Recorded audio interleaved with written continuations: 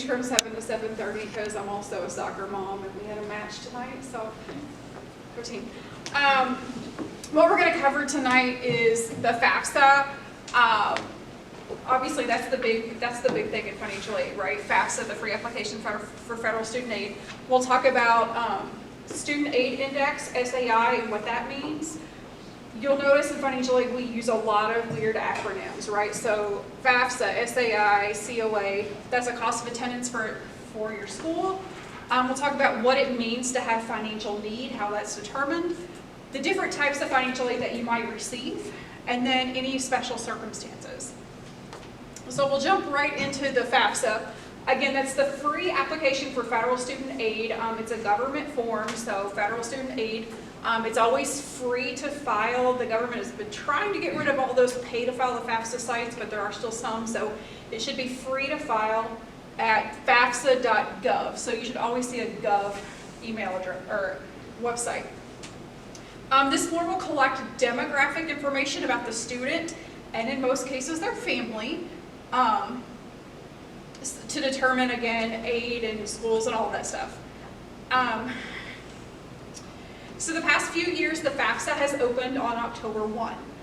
Then this fun thing called the FAFSA Simplification Act happened, and last year they weren't ready, and finally it opened on December 31st for a couple minutes, and January, etc. With all of the issues that they had with the new FAFSA last year, what is currently happening is they're testing it with small populations of students through college access and community groups, and a small number of colleges. They're telling us at this moment that they want it to be open on December 1st for everyone. So December 1st is the date that I have right now. The FAFSA collects tax information, so it uses what we call prior year tax information, so it will be your 2023 taxes, or what you should have filed by April 15th this year. You can list up to 20 colleges and universities. Some will have a filing deadline, and again, those could be all over the map depending on FAFSAs and when it opens, etc.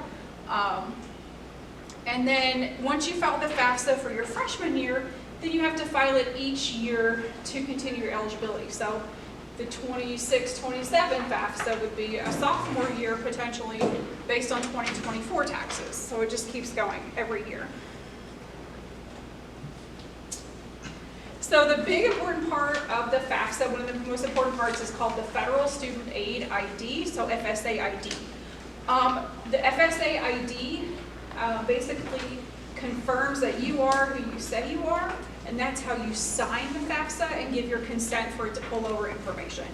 So both the student and at least one parent, and in some cases two parents, will have to have an FSA ID. I would encourage you, if you do not already have one, to go ahead and start that process now so that you're ready when the FAFSA opens. Again, it serves as the login and signature on the FAFSA. Student and any parent will need to create an ID.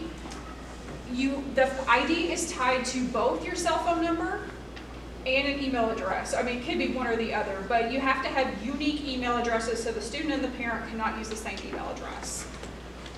So again, you'll want to make sure you have a different email address. We encourage students not to use their high school email address just because you will need access to this year after year.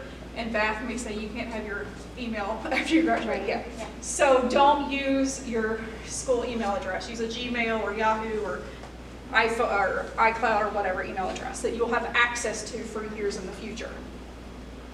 Two-factor authentication will be required. So they will send your email something to say click this, or you put this code in, same thing with your cell phone number. So you'll have to do that every time. And again, it's used throughout the aid process in subsequent years. So again, you'll need access to this year after year. When you start the FAFSA, so you'll have your student aid ID and all of that stuff. So when you start the FAFSA, either the student or a parent can start the FAFSA. Has anybody done the FAFSA prior to this year? Has anybody ever done FAFSA before?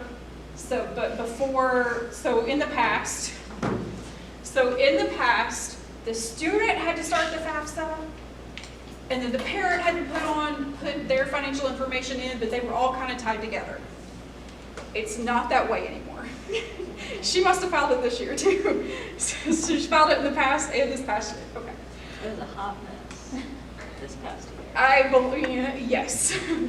So what happens now is the student does all of their stuff, and then they invite the parent to put their information on there. Or the parent does all of their stuff, and they invite the student. They say, I want to be on this student's, and they send the student, put the student email and address in there.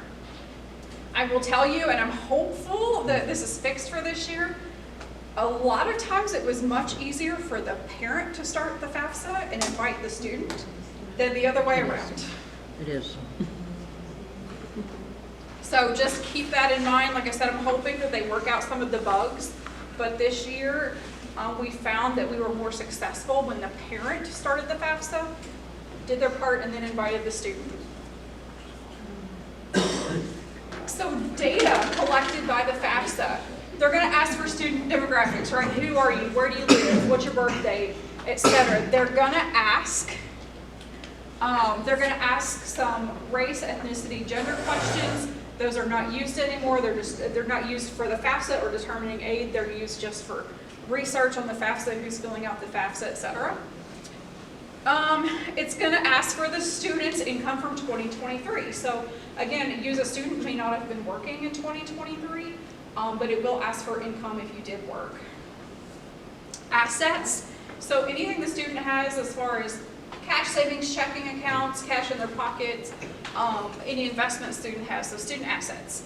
And then again, in most cases, your student's going to be a dependent student. So again, they are a member of a household and the parents are providing most of their support. So in most cases, it will also need parent demographic and household information, that parent's income from 2023, parent assets, and then colleges to receive the FAFSA. So as I said, you can list up to 20. I think we go into more depth on all these things. When it's collecting income information, it requires you to give consent for the IRS to pull over your information. If you filed out a FAFSA in the past, before this past year, it was highly encouraged to use the retrieval tool, but not required. Now it's required, as in student will not receive federal aid if student and parent do not give consent. So you must give consent for the IRS to pull over the data. All contributors will be required to give consent. In most cases, that's one parent. If the parent was single, filed head of household single. If a married filing jointly, most cases just one parent has to do it. If you have two parents in the household and they did married filing separately, or maybe there's been a new situation or something, sometimes it's two parents that have to log in and give consent. Again, no consent, no federal aid. The processing system, so it talks directly to the IRS to determine if there's tax information on file, and it pulls it into the FAFSA.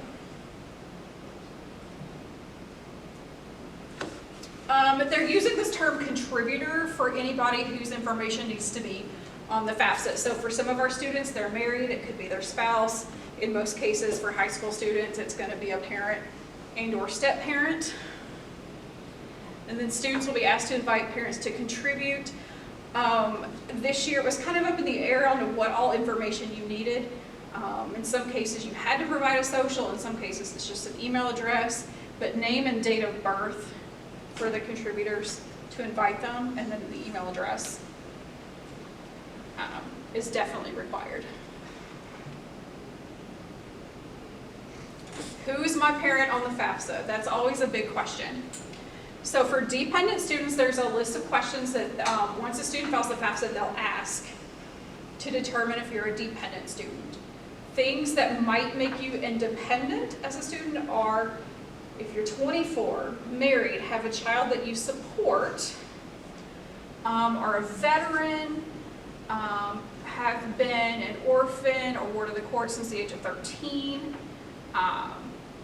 what's the other big one? Homeless or at risk of homelessness and legal guardianship. So there are some circumstances where the student will be independent, but most of our students are dependent students. And then for dependent students, how to determine who's your parent or who's your contributor on the FAFSA is if your parents are married, they live together, great, then those are your contributors. If your biological parents are not married but live together, still both of those parents go on the FAFSA. If your bio parents don't live together, you're supposed to report the information for the parent, or asked to contribute the parent that contributed more to the student over the past year, who provides the greater portion of student support. We hear a lot of times it's 50-50, we have 50-50 custody, blah, blah, blah, blah, everything's equal. If everything's equal, you make that determination. Like, us as schools are not going to be like, so again, it's kind of up to you to determine who provides the most support. And again, if that parent is remarried, then the step parent's information also goes on the FAFSA because it's a household thing. Any questions so far? And again, I always stay after, if you've got individual questions, I will always stay after and answer those. Household size will automatically come over from the tax information from that parent's tax return.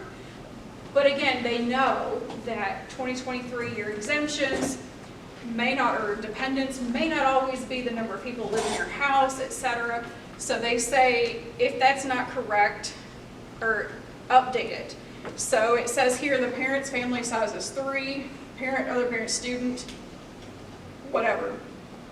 So again, you may have another person living with you that wasn't on the taxes, etc. So you can update that manually.